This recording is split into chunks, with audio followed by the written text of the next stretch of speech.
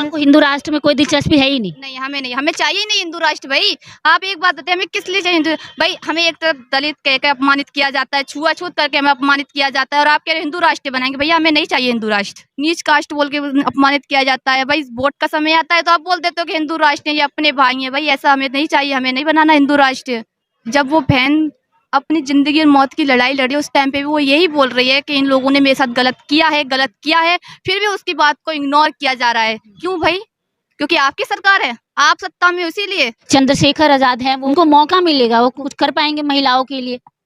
कर नहीं पाएंगे, वो कर रहे हैं। अगर चंद्रशेखर आजाद को मौका मिला और वो सत्ता में आ जाएंगे तो क्या लगता है इस तरीके जो ये फैसले हो रहे हैं वो क्या अलग होंगे, क्या उसका परिणाम अलग होंगे? मतलब कोई भेदभाव नहीं होगा, बराबर न्याय मिलेगा सबको संविधान के हिसाब से? मिलेगा क्या भाई? पीएम बनेंगे।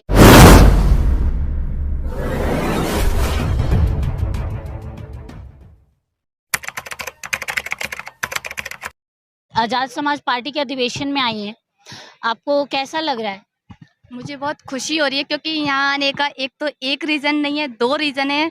क्योंकि हमारे माननीय काशीराम जी का भी आज जन्म दिवस है, और आज हमारे आज़ाद समाज पार्टी का भी अधिवेशन है, तो इसलिए बहुत खुशी है, और इसलिए मैं आई हूँ यहाँ। आप कहाँ से आई हैं?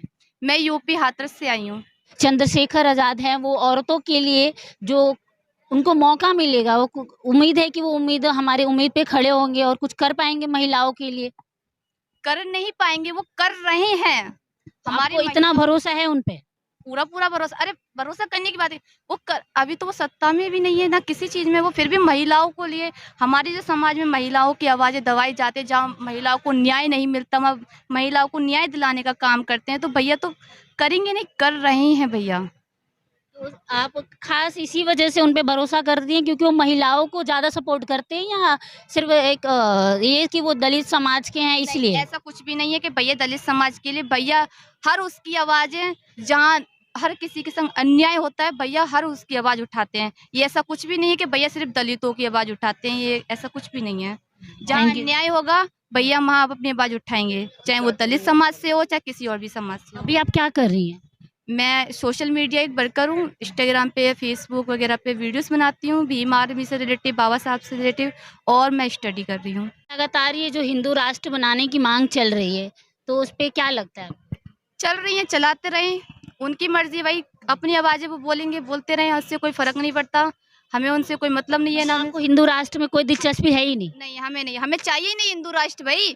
आप एक बात बताइए, हमें किस लिए चाहिए हिंदू भाई? हमें एक तरफ दलित कह के अपमानित किया जाता है, छुआछूत करके हमें अपमानित किया जाता है, और आप कह रहे हिंदू राष्ट्र बनाएंगे। भैया हमें नहीं चाहिए हिंदू राष्ट्र। आप एक बात बताइए, अभी हाल ही में मध्य प्रदेश में एक घटना हुई थी, महिलाओं को मंदिर में नहीं घुसने दिया, शिवरात्रि की बात है ये, हमारी महिलाओं को वहाँ अपमानित किया गया, बेइज्जत किया गया। भाई जब वोट का समय आता है तो आप कहते हो हिंदू राष्ट्र बनाएंगे, हिंदू राष्ट्र बनाएंगे, जब आपका मतलब निकल जाता है तो बस मतलब खत्म हो जाता है।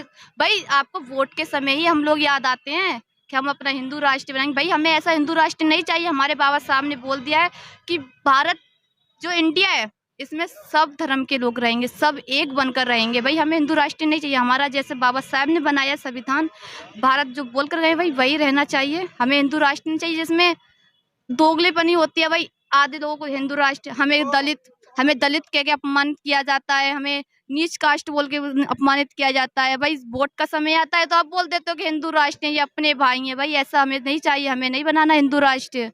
जो है हम वही रहेंगे। हमारे भारत में सब समाज के लोग रहेंगे, सभी एक बनकर रहेंगे।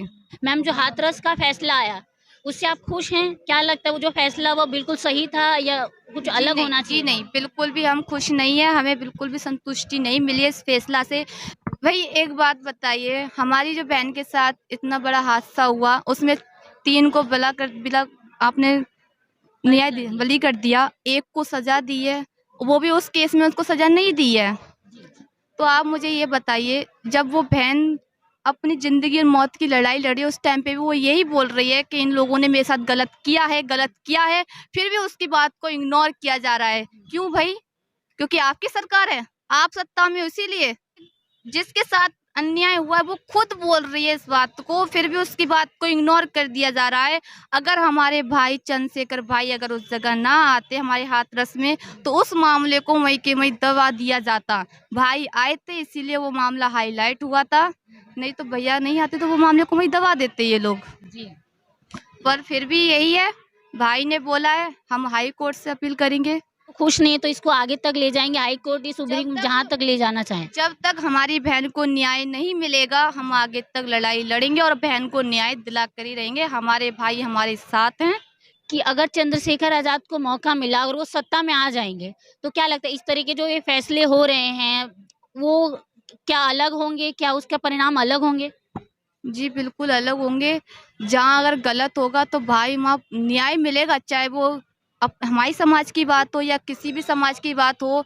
जब अगर मैं बोलती हूँ, मिलेगा क्या, भाई पीएम बनेंगे तो भाई जहाँ गलत होगा वहाँ उस बहन हो या भाई हो, किसी भी समाज का हो, न्याय मिलेगा, उसको न्याय दिया जाएगा।